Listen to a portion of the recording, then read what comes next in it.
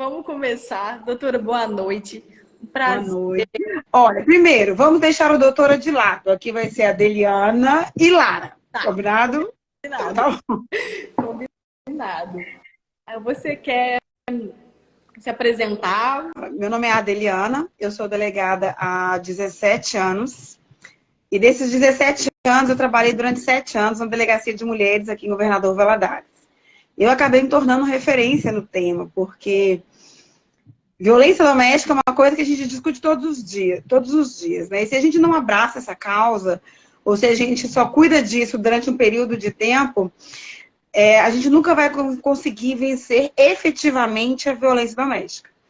Então, apesar de não estar à frente da Delegacia de Mulheres hoje, eu continuo abraçando a causa, eu ainda levanto todas as bandeiras, ministro palestras em diversas escolas para fazer um trabalho de conscientização, porque eu sou mulher, porque eu tenho uma filha mulher e eu quero que as mulheres elas sejam respeitadas. Todas as vezes que eu vejo notícias de mulheres vítimas de feminicídio ou de agressões, eu penso que o trabalho ele ainda está só começando. Então, eu tenho 3 filhos. De vez em quando vocês vão ver o furacão passando aqui. Eu tenho hoje, inclusive, é aniversário do meu mais velho. Ele está fazendo 14 anos hoje. Dá uns É o parabéns. Murilo. Obrigada. É o Murilo, a Isabela e o Vitor Hugo. O Vitor Hugo é minha raspinha do tacho, está com 5. E é isso. Eu sou uma eterna aprendiz. Sou estudante ainda, estou fazendo mestrado. Porque eu acho que no dia que eu parar de estudar, eu posso deitar e não acordar nunca mais. Mas é uma luta diária, né? A É, gente que é a causa, né? Vou me apresentar também para o seu público, né, pessoal do seu Instagram. claro, claro. Eu me chamo Lara, eu sou advogada aqui em Juiz de Fora. Já tenho 11 anos de formada, eu sou advogada. Especializações diversas, em direito imobiliário, lei geral de proteção de dados, mas a minha paixão é cuidar de mulheres que sofrem doméstica, combate. Então, hoje, a maioria das minhas clientes, infelizmente, são as que sofrem violência doméstica. Falo infelizmente porque são muitas, mas felizmente Uhum.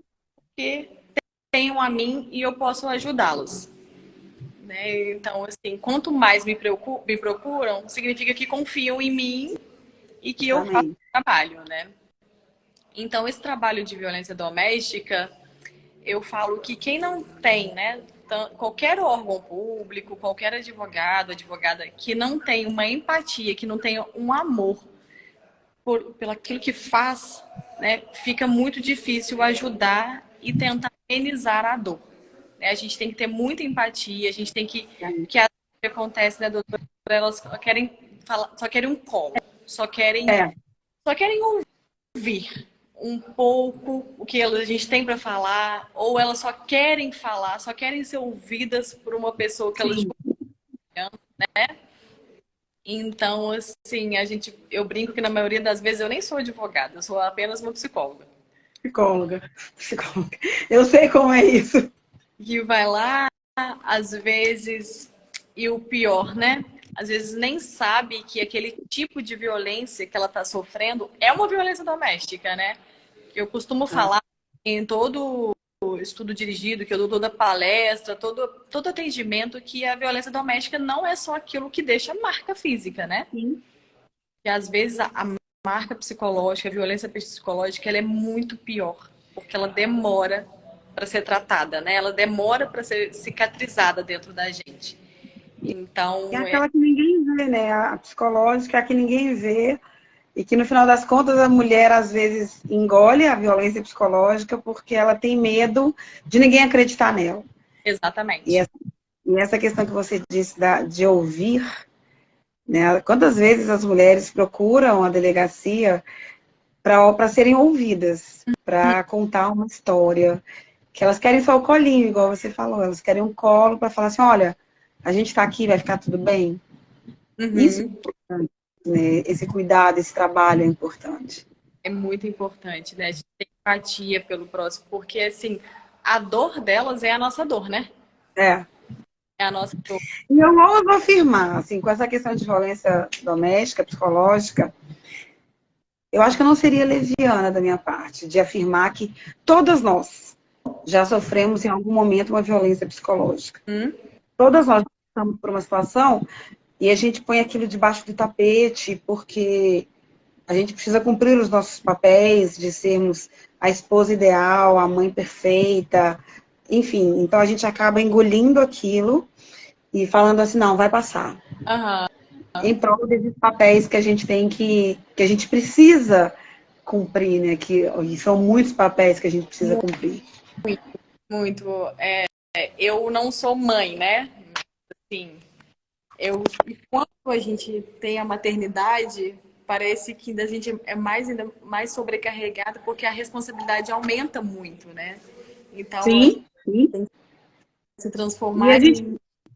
e com filhos a gente posterga muitas coisas. Se você estiver num relacionamento violento, com violência psicológica, você vai esperando aquela situação passar, porque você pensa assim, eu tenho filhos. Quantas vezes eu ouvia mães dizendo na delegacia, se eu denunciar o meu companheiro, como que eu vou pagar o aluguel, comprar o leite, colocar comida dentro da minha casa? Então, os filhos, eu tenho 3 filhos, né? Então eu tenho 3 âncoras. São Sim. nossas âncoras. Eles nos mantêm de pé, muitas vezes. A gente enfrenta muita coisa por conta deles, mas a gente se submete a muitas situações por conta dos filhos, porque a gente tem papéis a cumprir. O que Deus uniu, o homem não separa. A mulher sabe, edifica o lar. Então, é uma carga tão grande que as mulheres carregam nos ombros que elas muitas vezes se sentem engessadas. Então, para elas romperem esses grilhões da agressividade, da violência, é um processo muito grande, porque ela precisa desconstruir toda essa cobrança, ela precisa entender que ela não é só um monte de papel que ela tem que atender para o outro, e o papel dela para ela mesma, e o papel dela como mulher, e a questão dela ser exemplo para os filhos. Então, as mulheres, elas sofrem muito. Quando elas têm filhos, elas se submetem ainda mais, porque elas querem que os filhos cresçam no lar da família tradicional, porque tem que ter o pai, tem que ter a mãe, e o medo de ser taxada é a mulher divorciada, é a mãe solo, tem todas as nomenclaturas, né, todos os rótulos lá para a gente pregar nas mulheres. Olha, você não deu conta de edificar o seu lar. Quantas vezes as mulheres falavam isso para mim na delegacia? De, poxa, o meu pai vai me cobrar, a minha família vai cobrar, como que eu me divorcio daquela pessoa? Entendeu? Assim, elas sofrem muito com isso.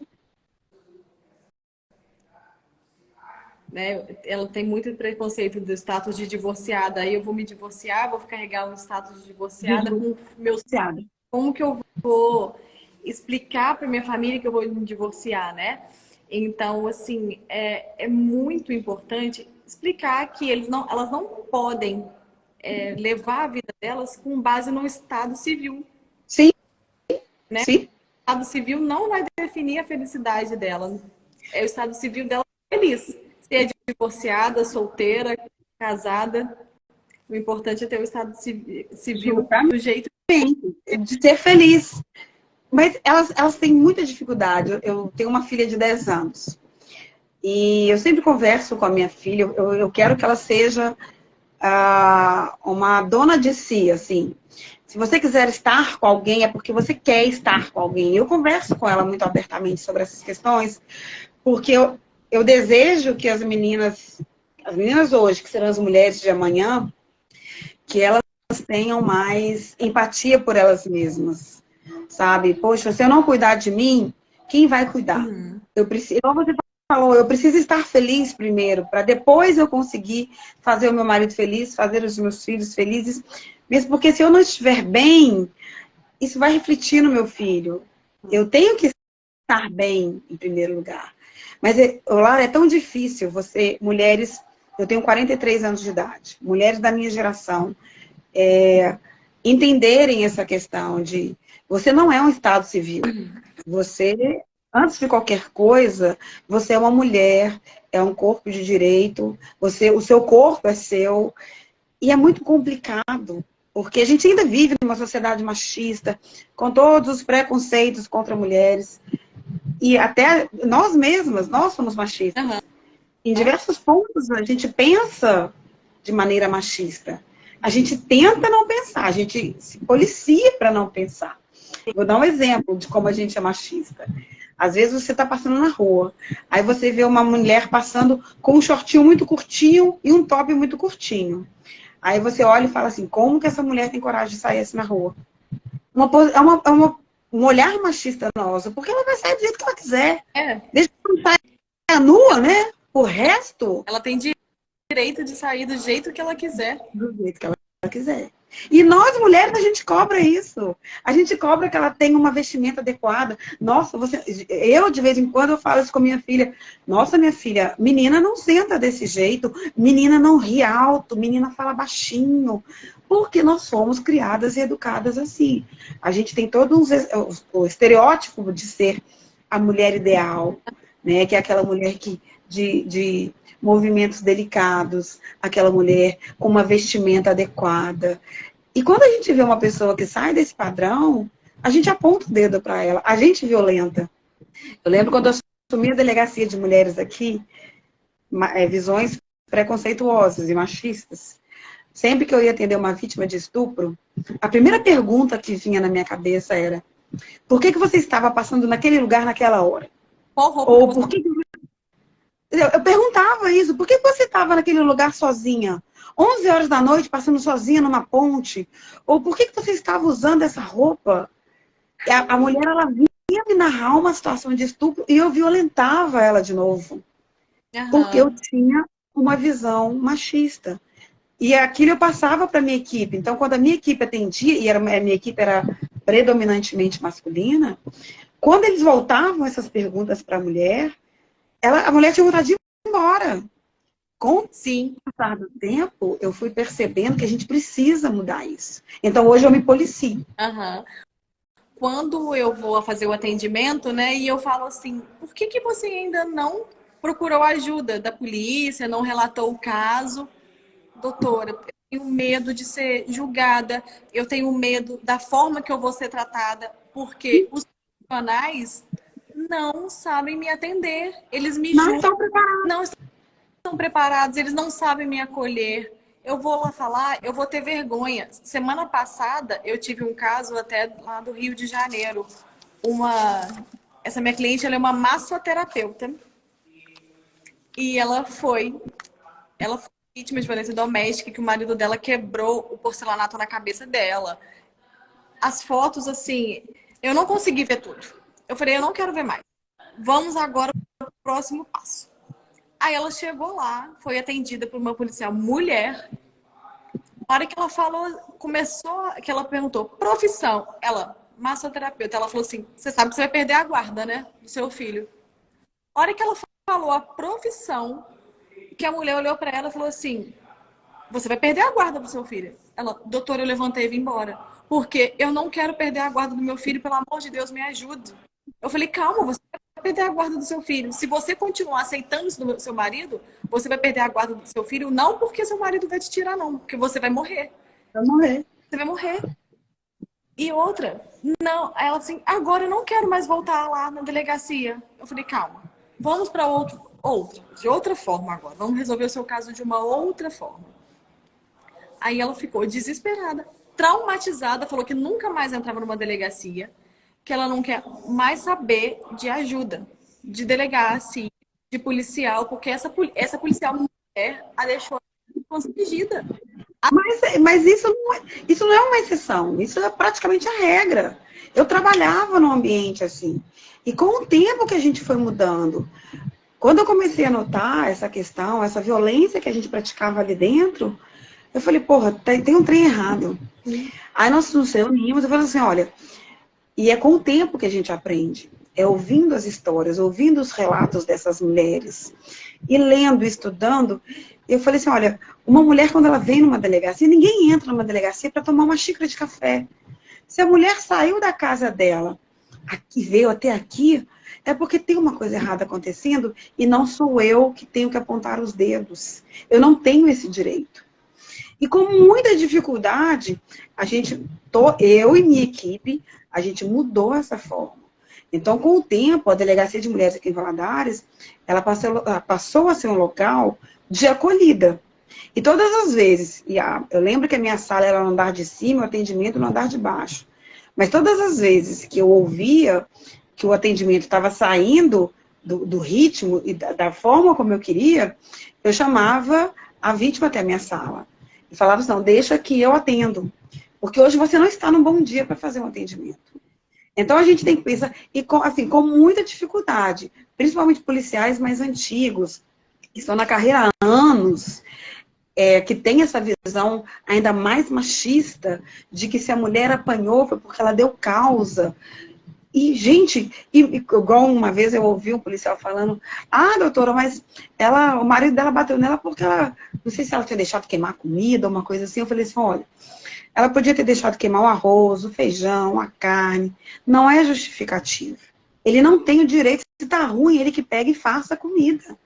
E era um policial mais bronco, mais antigo, até ele aprender que, independentemente do que a mulher tenha feito, isso não justifica uma agressão, seja física, seja verbal, seja sexual, moral. Até ele aprender isso, foi muito difícil. Por diversas vezes, a gente tinha que intervir no atendimento dele, porque ele oprimia as vítimas que estavam lá. Então, algumas vezes, a vítima já entrava na delegacia e falava assim, eu queria falar direto com a delegada, principalmente em casos de estupro. Porque é um assunto muito mais delicado. Você expor o seu corpo, você expor a sua intimidade. E você ouvir um homem chegando falando assim, você foi estuprada porque você estava com um short curto na rua, ou porque você pediu para ser estuprada. E a gente ouve isso constantemente. A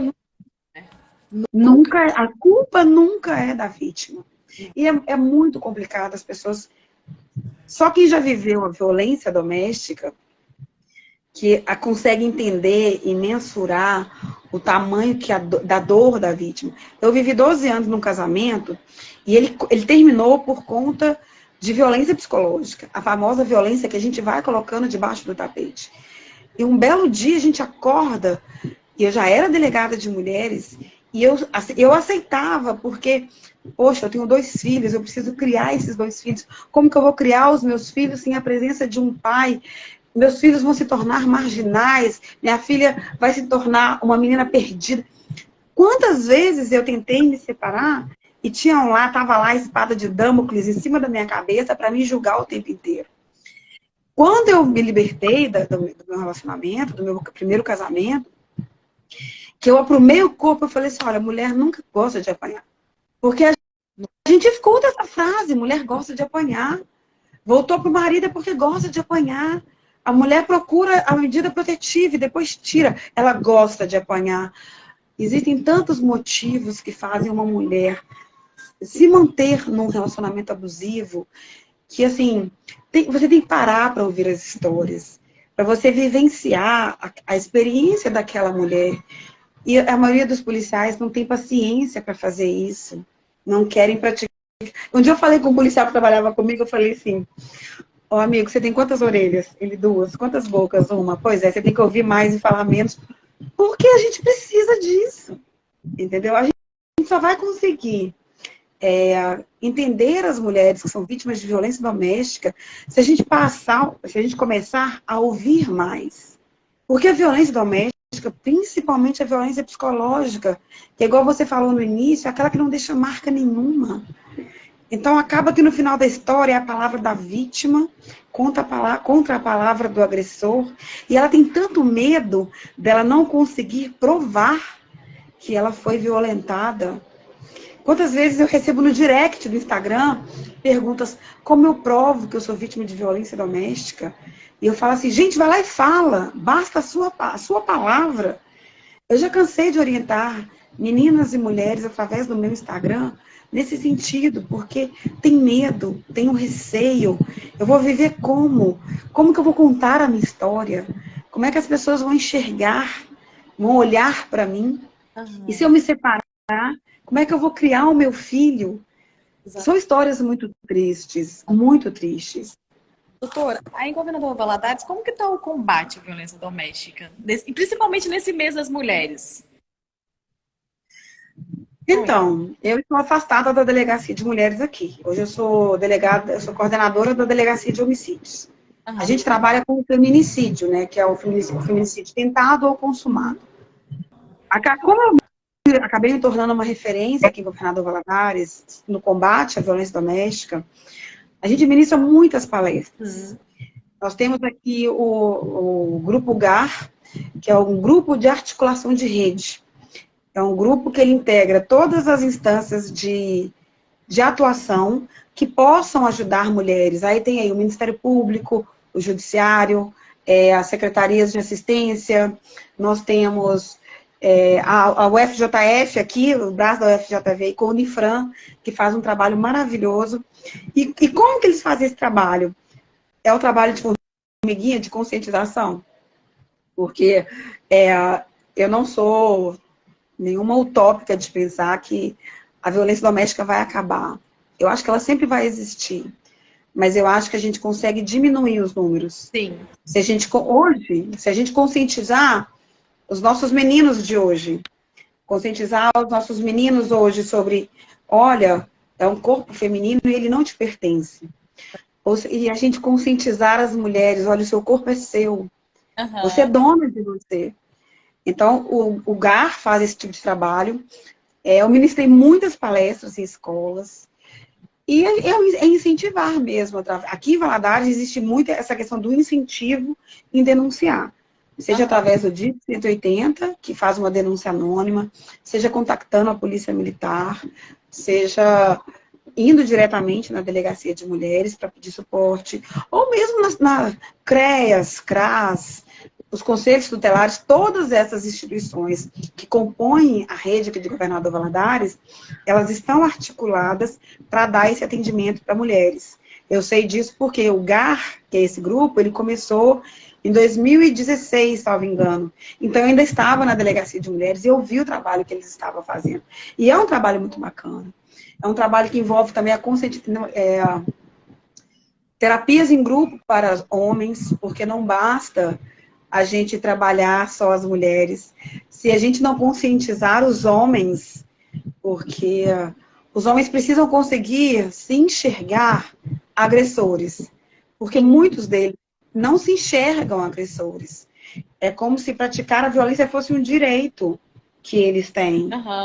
Por conta do machismo, por conta de toda essa história machista que nós temos. Toda uma cultura. É toda uma cultura voltada para essa questão. Eu gosto muito de falar nas minhas palestras de uma lei, eu não me recordo a data, eu sei que era em 1700 e alguma coisa, mas tinha uma lei que estava escrito lá assim, a mulher quando nasce pertence ao pai. Quando ela se casa, a posse é transferida para o marido, porque ela não dispõe de capacidade para gerir a própria vida. Uhum. Se o marido falece e deixa filhos, os filhos serão criados pela família paterna, porque ela não tem condição de criar o próprio filho que ela gerou. Exato. A gente pensa, como que... É claro, hoje a gente acha isso um absurdo, mas isso estava escrito em lei. A mulher era uma coisa, era uma samambaia para procriar somente. Uhum. E ela não tinha direito de fazer nada. Ela era o bichinho de estimação do homem. Então, é toda uma história que tem que ser desconstruída. Eu faço mestrado e minha dissertação de mestrado vai ser sobre o trabalho realizado com os homens. Como que essas terapias em grupo impactam na vida dos homens e se surte o efeito necessário, que é o efeito de conscientização do corpo alheio. E eu li muitos textos que já trabalharam com essa questão, diversos artigos, dissertações, e sempre o ponto em comum em todos os textos é a dificuldade que o homem tem de se enxergar agressor, porque ele não se enxerga. Não se enxerga. Ele acha que é um direito, que quando ele dá um tapa no rosto da esposa, é porque ela aprontou alguma coisa, então ele tem o direito de cobrar que ela haja de maneira correta. Então, o trabalho que tem que ser feito, hoje eu ouso afirmar que a gente precisa fazer um trabalho muito mais incisivo com os homens agressores, com os homens autores, do que com as mulheres. Sim, porque as mulheres, né, elas já sabem sobre violência doméstica. Hoje em dia, mais consciente dos trabalhos que a gente vem fazendo, não é uma violência doméstica. Ela já conhece quase todos os tipos de violência doméstica. Nem todas ainda, por uma falta de informação. Isso é muito grave ainda, né? As nossas mulheres ainda são muito leigas no assunto por falta de Sim. informação. Só que se a gente não tratar o autor da Não violência, adianta. não adianta a gente falar para a mulher que ela não pode ser agredida. Mas o homem que comete, que realiza violência doméstica, ele nunca está presente nas palestras, nunca tem nada voltado para trás. Então não vai diminuir se a gente só ficar ensinando para as vítimas e nunca para os autores. Não é? Então, eu sempre pondero isso. Nas palestras que eu vou, que eu falei assim, gente, tem quantos homens aqui? Às vezes tem 1, 2, tem lá 30 mulheres, 2 homens, 3. Porque eles não acham que eles precisam. Simplesmente eles não acham. Uma entrevista que eu dei na semana passada, a entrevistador perguntou assim, doutora, mas com tantas mulheres com cargos em nossa cidade, né? Temos prefeito, temos 4 parlamentares na Câmara, temos várias mulheres em Juiz de Fora, né? Para nos ajudar nesse combate. Por que a violência doméstica e o feminicídio não diminui? Eu falei, por que não tratamos os agressores? A gente faz simpósios, palestras, aulas, estudos dirigidos, vídeos, cartazes, mas a gente não trata os autores. Então, a gente não atinge quem tem que atingir. Não atinge. Enquanto os homens... Hoje a questão de a frequentação de grupos reflexivos, né, que a terapia em grupo, ela é uma obrigação, né? O juiz tem que ele já tem que determinar isso. Muitos locais ainda, muitos judiciários ainda, né, de diversos locais ainda não se adequaram a isso. E acaba que o que se desejava com essa determinação, que o juiz determinasse que o homem fosse obrigado a comparecer, o que se almejava com essa determinação acaba caindo por terra. Sim. Porque, como você falou, não basta só eu acolher a mulher. Se o homem não se olhar no espelho e falar assim, eu sou um agressor. E nos grupos reflexivos, de diversos pontos que eu li, quando o homem escuta o seu par assumindo que agrediu, ele se incomoda. A ponto de ele falar assim, poxa, eu também fiz isso. Eu também agredi. Eu agredi a minha companheira. Quantas vezes eu já ouvi na delegacia homens falando que ela é minha, eu assinei lá no cartório, ela me pertence. Eu tive um pai aqui alguns anos atrás, muitos anos atrás, que ele estuprou as 4 filhas. Por quê? Porque na cabeça dele, as filhas eram dele. E ele tinha o direito de poder tirar a virgindade das meninas. As 4 foram estupradas. Então a gente observa que os homens, eles têm uma visão assim, de que o corpo da mulher não é dela, é meu. Ele Sentimento de posse. Sentimento de posse muito grande. É minha. Essa mulher me pertence. Exatamente. E quais são as ferramentas aí, doutora, que vocês usam que vocês oferecem para essas mulheres quando elas sofrem a violência doméstica? Aí vocês também têm uma casa, tipo uma casa da mulher segura, onde elas podem ficar quando sofrem esse tipo de violência, tem medo de falar? Tem. Aqui em Valadares nós temos a Casa Abrigo. É uma casa, o endereço não é divulgado, porque justamente as mulheres que são vítimas de violência doméstica, elas são abrigadas nesse local, até que consiga, através das secretarias de assistência, né, CREAS, CRAS, até que se consiga encaminhar essa mulher com os filhos para a casa de algum parente, às vezes fora daqui, para que ela consiga se reestruturar. Entendi. E aqui a gente tem os atendimentos de conselho tutelar, CREAS, CRAS. As mulheres vítimas de violência são encaminhadas para que elas possam ter suporte. Seja psicológico, é aquela questão da escutatória, da mulher poder sentar e contar a sua história. Entendeu?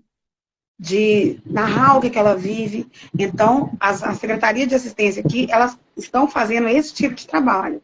de conscientização, de escutatória, de ouvir mesmo o problema das mulheres, para primeiro elas consigam se identificar, olha, aquilo é violência doméstica, você foi vítima de violência doméstica. Mas já tem uma rede grande, né? Justamente.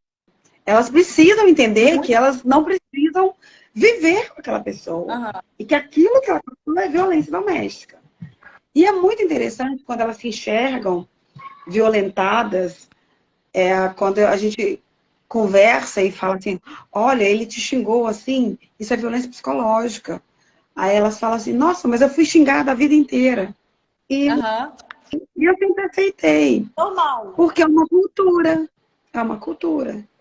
É uma cultura de que o homem pode xingar. Um dia desse eu estava conversando com meu filho aqui, e conversando sobre essa questão de violência e tal contra as mulheres, e ele falou comigo assim, mãe, mas é tão normal os homens gritarem com as mulheres. Eu falei assim, olha, é normal porque a gente está aceitando. Sim. Porque na hora que começar a falar assim, olha, isso não é normal, e acionar a polícia militar, todo mundo vai entender que não é normal. Não é normal. Que o homem gritar com a mulher, que o homem xingar a mulher, que o homem quebrar o celular da mulher não é normal, que a violência sexual, obrigar a mulher a fazer sexo não é normal. Porque isso tudo é muito banalizado, isso tudo é muito comum. Muito. Ah, não, mas tem... Gente, eu lembro de nosso grande jurista Magalhães de Noronha, que entendia que o homem não praticava estupro, que o marido não praticava estupro contra a mulher. Década de 60 e 70. Ele levantava essa bandeira. O marido nunca pratica estupro contra a mulher. Então ele tinha o direito de estuprar. Ele podia, pensa, Magalhães de Noronha levantava essa bandeira. Aí você observa que para você se um jurista, claro que, graças a Deus que veio a Constituição Federal de 88, diversas legislações, hoje nós temos a Lei Maria da Penha, mas até a gente conseguir desconstruir todo esse pensamento que, né, de séculos, a gente vai levar muito tempo para que as mulheres se enxergam seres de direito. Sim. Todas as vezes que eu ministro palestras, que as meninas falam assim comigo, eu nunca vou aceitar que um homem faça isso comigo. Eu falei, ganhei meu dia. Se você se entender mulher, se você se entender com direitos, porque todo mundo nos fala dos nossos deveres, né? Mas ninguém vem falar dos nossos direitos. Se você se entender independente do homem, aqui eu já ganhei meu dia, já valeu todo o meu esforço de vir até aqui. E a gente observa que essa carência é muito grande nas periferias. Muito. Que é onde as mulheres são mais dependentes dos maridos, né? Elas param de trabalhar, cuidam dos filhos, e sempre são muitos filhos. E elas vão aceitando, vão aceitando, vão aceitando. Aqui em Valadares tem uma periferia, um morro, né, que as pessoas falam, que se chama Carapina. E eu fui ministrar uma palestra no alto do Carapina. E assim, eu tinha muito medo de ir lá, eu tenho que dar minha mão à palmatória, porque, como eu sou delegada de homicídios, toda notícia que chegava para mim do Carapina era de muita violência, de morte. E eu tive muito medo de subir. Mas eu subi, e é tão bom quando a gente quebra os nossos paradigmas, né, os nossos preconceitos, porque eu subi, fui ministrar palestra para uma escola, a turma do EJA, né, que é os adultos que estão estudando. E quantas mulheres, depois da palestra, falavam comigo assim, nossa, meu companheiro, ele me agrediu assim a vida inteira. Só hoje que eu estou sabendo que eu podia ter denunciado. Sim. Carapina, isso mesmo, da Eunice, isso aqui é meu amigo. E eu estive lá. A Eunice é a nossa professora de mestrado, e ela é nascida e criada no Carapina. E, gente, ninguém vai me deixar mentir, porque lá o que você ouve de lá é de muita agressão, muita violência. E é tão bom quando você chega no local, você se desconstrói, né? Porque eu cheguei lá, eu abri mão de todos os meus preconceitos, eu sentei com aquelas mulheres numa roda de conversa, e foi incrível ouvir as histórias delas, as vivências delas, tudo que elas já toleraram de maridos e de companheiros, porque elas não tinham condição. Eu vou viver como? Eu vou fazer o quê? Sim. Eu faxino, eu preciso cuidar dos meus filhos. E elas vão tolerando as violências, porque, como disse o meu filho, é tão normal. Normal. O homem que grita com uma mulher é tão normal, tão natural. Então, falando nessa normalização, né, de tudo tão normal, eu, no ano passado, aqui, em outubro, novembro, eu parlamentar aqui em Juiz de Fora, que era o meu meio, né, de apresentar um projeto de lei, que é o seguinte, é um projeto de lei para instituir nas escolas municipais o combate à violência doméstica como matéria não eletiva, mas, mas que trate na base, né, para crianças lá com 6, 7 anos, para ensinar os meninos a como tratarem as mulheres, as meninas, e as meninas a como se defenderem. E assim, eu quero que esse projeto seja aprovado muito rápido, que a gente possa fazer isso ser aplicado o mais rápido possível nas escolas. Porque precisa ser tratado na base. Porque olha o seu filho, ele já acha que é normal. É normal, é normal. Gente, e que esse projeto seja aprovado e que sirva de exemplo. Eu sempre falo, a gente só vai mudar a cara da sociedade se a gente mudar os alunos de hoje. Se a gente trabalhar as crianças e os adolescentes hoje. Sim. De que, olha, você não pode pegar o lápis do coleguinha, você não pode dar um murro na cara da sua coleguinha, você não pode xingar a sua coleguinha, isso é errado. Sim. Enquanto a gente não tratar, a gente não ensinar essas pequenas, e gente, são pequenas coisas do dia a dia. Enquanto a gente não brincar de maneira lúdica, às vezes, mostrar para a criança, olha, isso é errado. A gente vai continuar tendo números tão absurdos de violência contra a mulher. O Fórum Nacional de Segurança Pública de 2022 divulgou que aproximadamente 18 milhões de mulheres foram vítimas de violência doméstica em 2022. Pensa que o estádio do Mineirão, que comporta 65 mil pessoas, poderia ficar lotado com todas essas mulheres durante 295 dias por ano. É um número muito grande. Para um país que tem uma lei, que é a terceira lei mais elogiada pela Organização das Nações Unidas. Como que a gente tolera, como que a gente aceita que 18 milhões de mulheres foram vítimas de violência doméstica? Com a legislação que a gente tem. As mulheres elas precisam se conscientizar, os homens precisam se conscientizar, eles precisam aprender o que é a violência contra a mulher, isso da cadeia, isso é passível de medida protetiva. Se você descumprir uma medida protetiva, você vai ser preso. A gente precisa dar essa efetividade. Aí as medidas protetivas são descumpridas com frequência? Então, ainda impera aquela questão da impunidade, que eles acham que não serão punidos. Mas o que a gente tem orientado muito às vítimas? E tem dado certo. Descumpriu, aciona a polícia militar. Porque ele vai ser preso em flagrante. Então, assim, até os últimos números que eu tive aqui de Valadares, a prisão por descumprimento de medida protetiva estava alto. Porque a mulher pedia medida protetiva, ele descumpria porque ele achava que aquilo não ia dar em nada, a mulher acionava a polícia militar. Então, isso foi muito bom. Porque é uma resposta imediata. Porque as mulheres, quando são vítimas de violência doméstica, o que elas querem? Que o autor seja preso. E muitas vezes, quando eles não são presos em flagrante delito, elas ficam à mercê, né? Porque ele está solto, ela tem a medida protetiva, é só um papel, ela vai fazer o quê? Já pegar a bolinha, amassar? Justamente, o papel não afasta ninguém. Não tem como um policial civil ficar o dia inteiro parado lá na porta da casa dela, nem um policial militar. A gente não tem efetivo para isso. Então, com essa questão da prisão em flagrante por conta do descumprimento e a possibilidade de a gente representar a prisão preventiva, surte um efeito mais imediato. Sim. E assim, o nosso trato aqui com o Ministério Público, ele é muito íntimo, muito próximo. Então, às vezes, a gente despacha pelo WhatsApp para poder dar agilidade, entendeu? A gente encaminha pedidos via WhatsApp.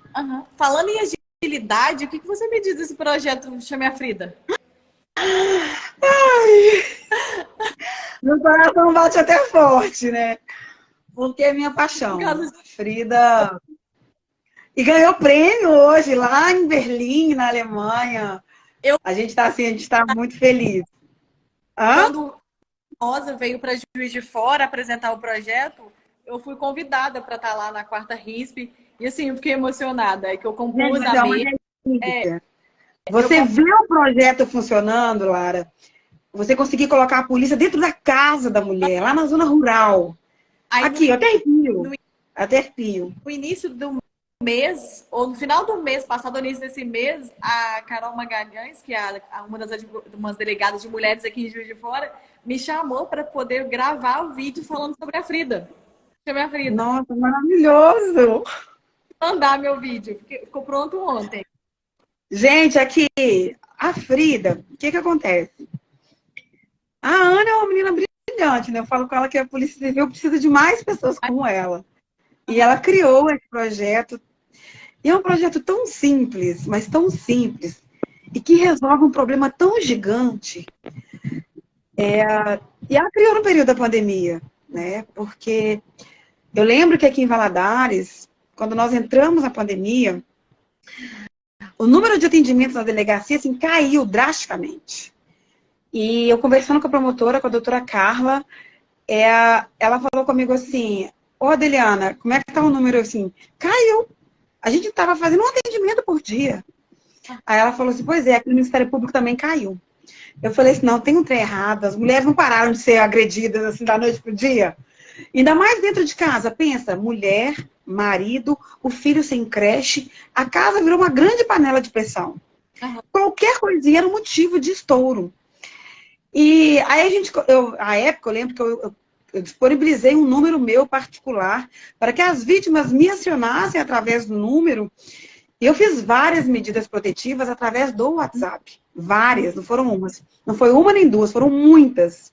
Eu estava trabalhando em home office, eu tinha hora de começar, mas eu não tinha hora de terminar. Às vezes eu atendia a vítima até meia-noite. E aí o meu chefe, doutor Angel, falou assim, ó, Adeliana, entre em contato com a Ana Rosa, porque ela tem um projeto bacana lá em Manhuaçu. E quando eu conheci o projeto da Ana, eu fiquei fascinada. A Valadares foi a segunda cidade a colocar o Chame a Frida. Aí nós colocamos... Chame a Frida acabou de entrar. Ai, linda, te amo! Pois é, Valadares foi a segunda cidade que colocou o Chame a Frida. E, gente, eu lembro que à época a gente fez assim... Questão de um ano, Lara, mais de 500 atendimentos, assim, de mulheres, e tudo, somente eu. E assim, é aquela coisa, né? Como nós vivemos numa sociedade, ai, amo, que parabéns, minha Frida, pelo prêmio lá de Berlim, vocês merecem, de orgulho. Eu lembro que, com esses 500 atendimentos, eu lembro que as mulheres, a questão das mulheres, não é sempre as mulheres. A gente vive numa sociedade muito conservadora. E existe uma necessidade de que as mulheres sejam subjugadas, né? Então, quando a gente implantou a Frida aqui em Valadares, nós tivemos muita resistência. Eu respondi diversas sindicâncias administrativas, procedimentos de todas as formas, junto à chefia da polícia, do porquê eu estava implantando esse projeto aqui. Eles não queriam. Então, assim, a gente foi com a Frida no peito e na raça aqui em Valadares. E eu abracei a causa e todas as vezes que eu era instada na corregedoria para me explicar por que eu estava deixando o troço funcionar aqui, eu mostrava os números. E ninguém da minha equipe, Lara, quis abraçar. Eu fazia sozinho o atendimento. Eu que fazia atendimento, eu que fazia agendamento, eu que conversava com as vítimas. As vítimas idosas que não conseguiam digitar, mandava áudio, eu ouvia, eu marcava, eu respondia com áudio. Eu trabalhava de 7 da manhã até meia-noite, assim, ó, só atendendo vítima, só atendendo vítima. E era tão bom quando elas mandavam, assim, um retorno para mim, tipo, poxa, eu só precisava disso. Exatamente. Eu só queria ser atendida. É aquilo que a gente falou lá no início, né? Elas só querem um colo, um abraço, e a gente tem compaixão para atendê-las. A gente precisa de amor por elas. Justamente. E assim, eu atendia essas vítimas, eu conversava com elas, eu orientava. Quando a gente fazia o atendimento, elas iam na delegacia já com a hora certinha, não ficava esperando na porta, dava dignidade para essas mulheres, que muitas vezes vão com filhos numa delegacia. Gente, criança não tem que estar dentro de uma delegacia, o ambiente é insalubre, é sujo, tem gente presa entrando e saindo toda hora. Então a mulher, ela conseguia se programar de acordo com o melhor horário para ela. E para mim, assim, para mim foi maravilhoso, foi gratificante. todos os atendimentos que a gente fez aqui, a Ana voou alto com a Frida, já tem aí vários prêmios que foram ganhos por conta desse projeto, e hoje eu brincando com a Ana, que ela falou assim, ai, doutora, eu ainda não estou acreditando. Eu tô assim, minha amiga, deixa eu te falar uma coisa, é igual lá na ENAP, na Escola Nacional de Segurança Pública, quando a gente ganhou lá em dezembro, a Frida é um projeto que vai ganhar muitos prêmios ainda. Por quê? Porque é um projeto que expande a voz de mulheres agredidas. A gente vê muitos outros projetos, Olara, só que são projetos de melhoria da estrutura, de melhoria do não sei o quê. Não é um projeto em que coloca o público dentro da delegacia. Como eu falo, né, levar a Polícia Civil dentro da casa da pessoa. Eu tenho uma amiga que foi vereadora aqui em Valadares, que ela falava assim comigo, ô minha amiga, a mulher tá lá no aperto, ela corre para no banheiro para fazer um xixi. Ela senta no celular e faz um agendamento. E era rápido, não demorava. Eu não deixava as vítimas esperando, porque eu sempre pensava assim, se fosse eu queria que o meu atendimento fosse ágil. Então eu trabalhava isso. E foi maravilhoso. Assim, quando eu saí, a Frida foi desativada aqui em Valadares. Tenho notícias de que voltou a funcionar, mas não funciona da forma como funcionava. Então, o número de atendimento através da Frida é muito pequeno aqui.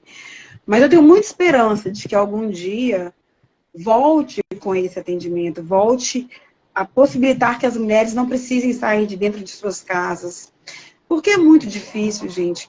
É fácil para mim, que eu tenho meu carro, entro no meu carro, vou lá, é fácil para você. Mas para uma mulher que mora lá na zona rural, que às vezes anda com o dinheiro contado da passagem. Sim. Uma vez eu atendi uma senhora que ela falou assim, ô minha filha, eu só tenho o dinheiro de vir, eu não tenho dinheiro de ir embora. E eu precisava levar ela ao IML e depois ela ir para a casa dela. Eu falei, mas é claro que a minha equipe vai te levar e depois vai te deixar na sua casa. É humanidade, É humanidade. sabe? Eu não estou fazendo favor para ninguém, eu sou servidora pública. Eu estou aqui para servir. E se eu posso fazer, se eu posso amenizar a dor daquela pessoa naquele momento, eu vou amenizar.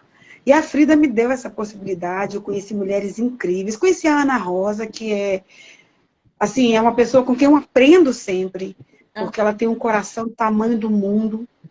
E ela está sempre pensando no próximo, entendeu? Eu acho que a gente precisa disso hoje, é pensar no outro. Sim, com certeza. E a Frida vai ser implementada aqui, divulgada na terça-feira, dia 28. Ai, vocês vão ver que maravilha que é.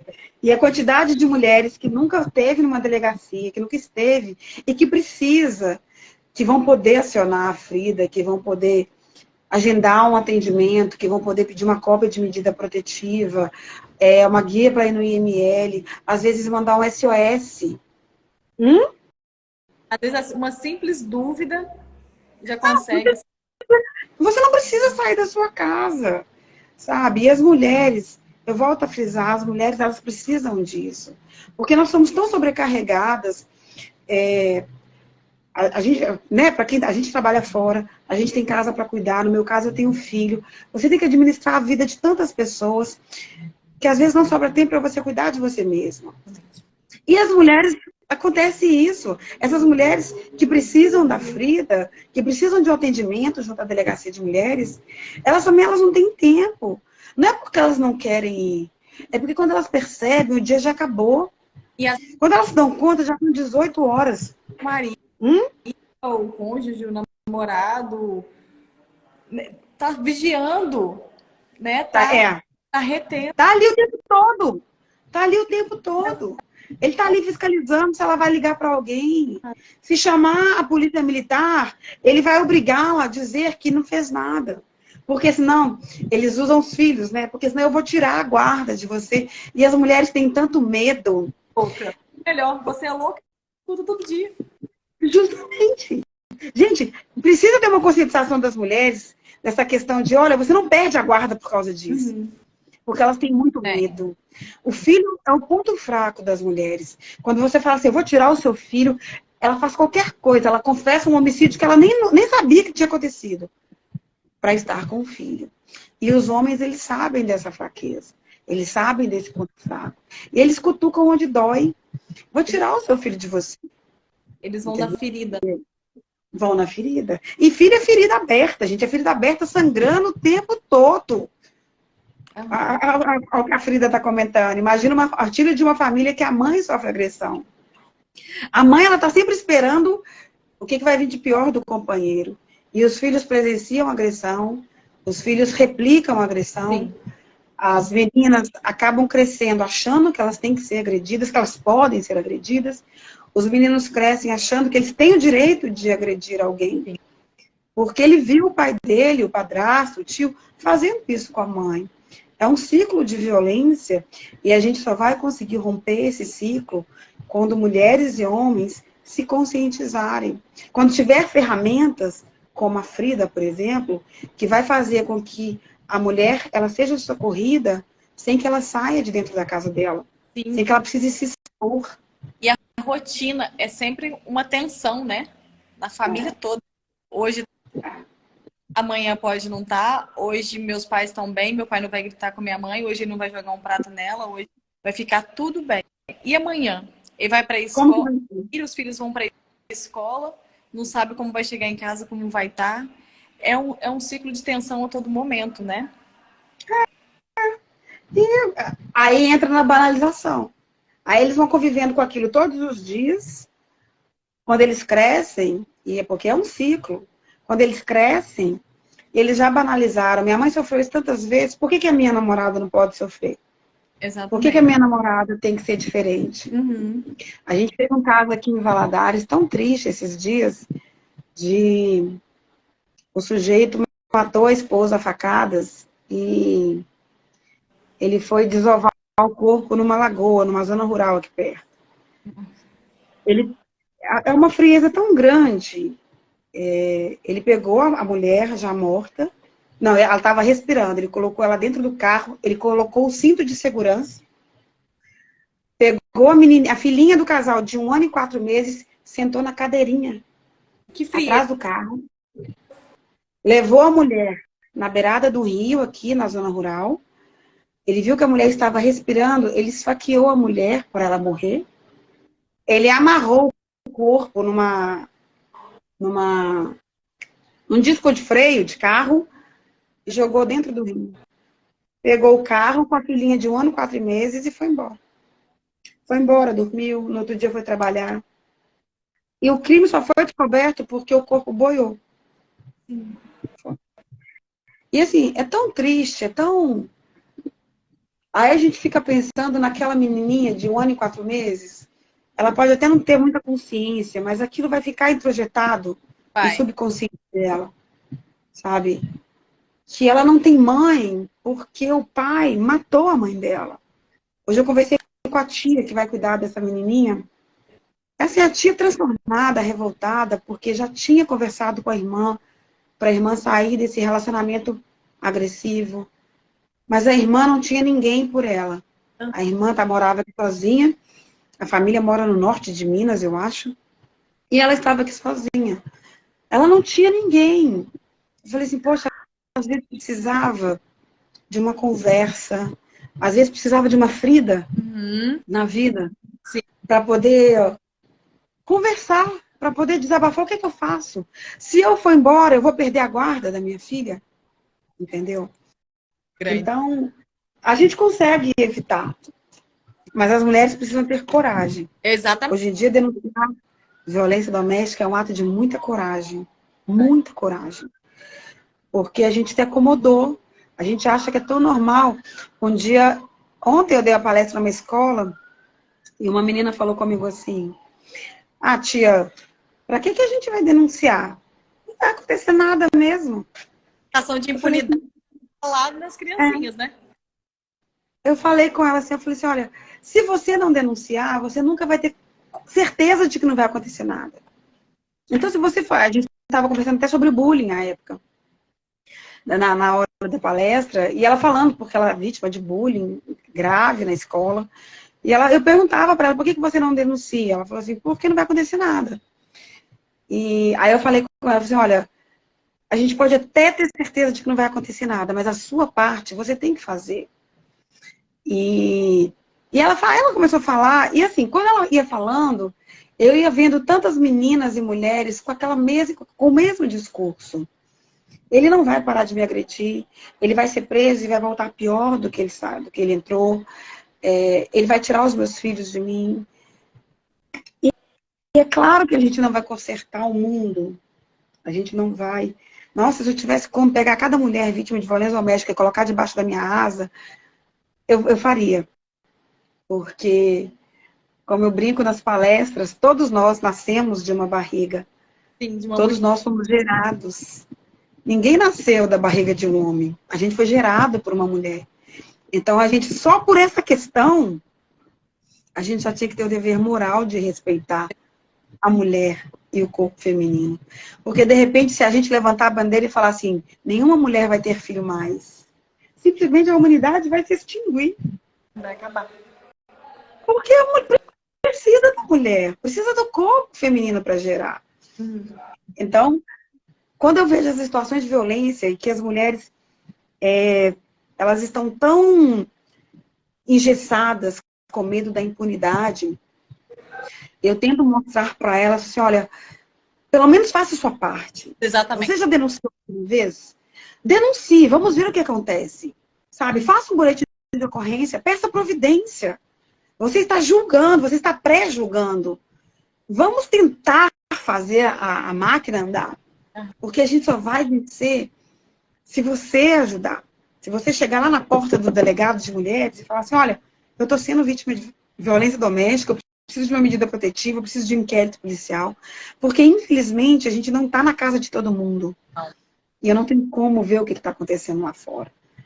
Então, cada um tem que fazer a sua parte. Se você não tem coragem de denunciar pessoalmente, gente, liga para o 180. Faz uma denúncia anônima. Faz uma denúncia anônima para te beneficiar. Porque você não vai ser identificada. E vai ser instaurado um procedimento. A polícia vai lá na sua casa. O seu companheiro agressor, ele vai ser intimado aqui na delegacia. Então, as mulheres precisam ter essa consciência de que, para a gente vencer a violência, a gente precisa colocar a mão na massa. Sim, Se a gente não colocar a mão na massa... Unidas somos mais fortes. Unidas. Somos muito mais fortes. Muito mais fortes. A gente tem que parar com essa competição que existe entre as mulheres. Nossa, é uma dando a mão para a outra. Porque os homens são unidos, gente. Eles são unidos. E eles estão mostrando o quanto que eles são fortes quando eles se unem.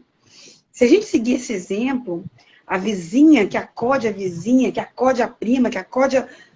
Poxa, a gente vai fazer uma rede de atendimento e de acolhimento para as mulheres. Uma vai ser a outra, né? Isso mesmo.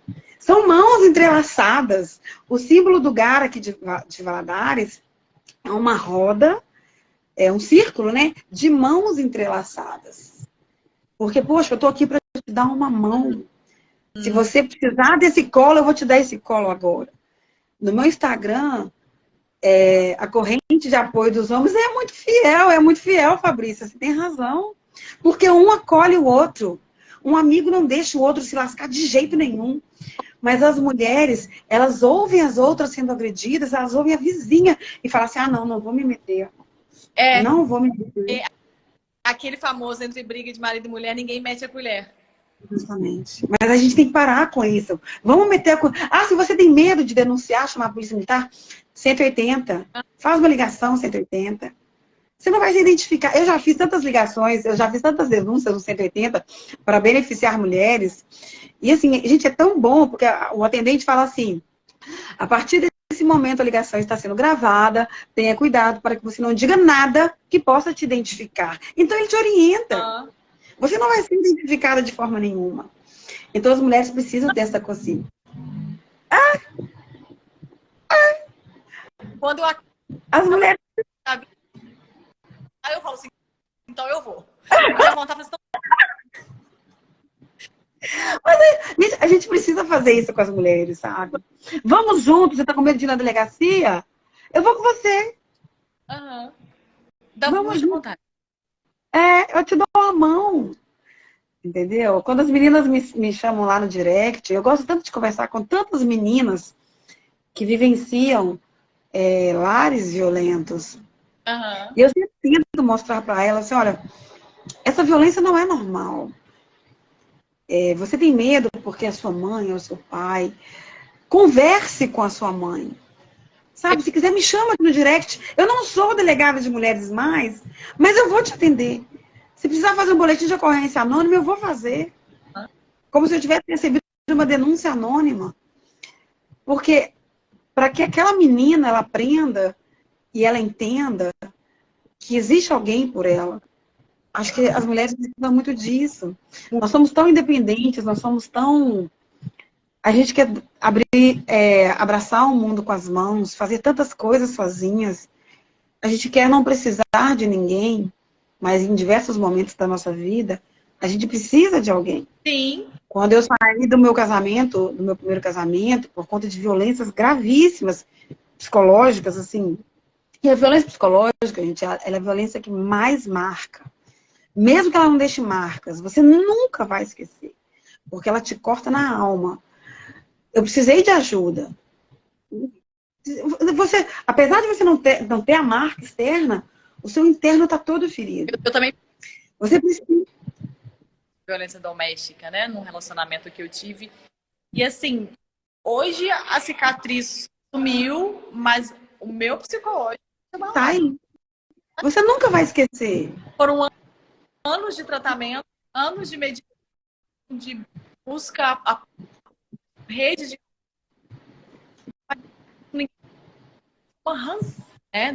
Não tem como. Aquilo nunca vai sair de dentro de você. Quando eu precisei de terapia, como você.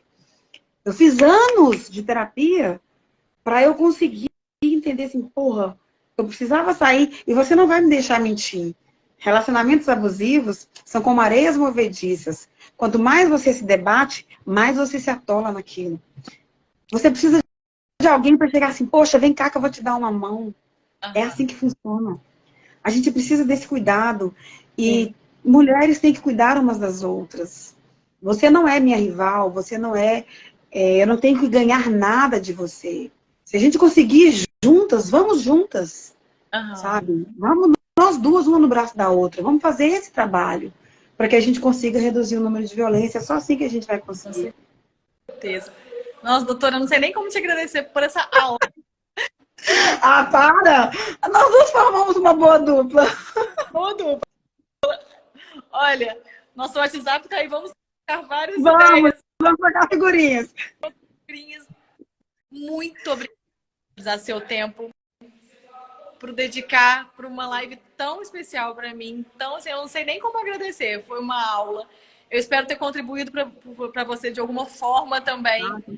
Eu tô à disposição. Se precisar, pode me ligar. E eu também te ligar, falar, tô com caso. Pode. Ô, Lara, meu telefone não desliga nunca. Qualquer hora. Pode ligar, pode mandar WhatsApp. Sinal de fumaça, pombo correio, eu respondo. Um prazer enorme. Muito obrigada. Tenha encorajado mulheres. Vamos sempre encorajar as mulheres. Nós somos umas pelas outras. Sempre, unidas sempre. Aqui, deixa eu tirar uma foto, porque a gente precisa tirar uma foto. Ó, 1, 2 e... Tirei!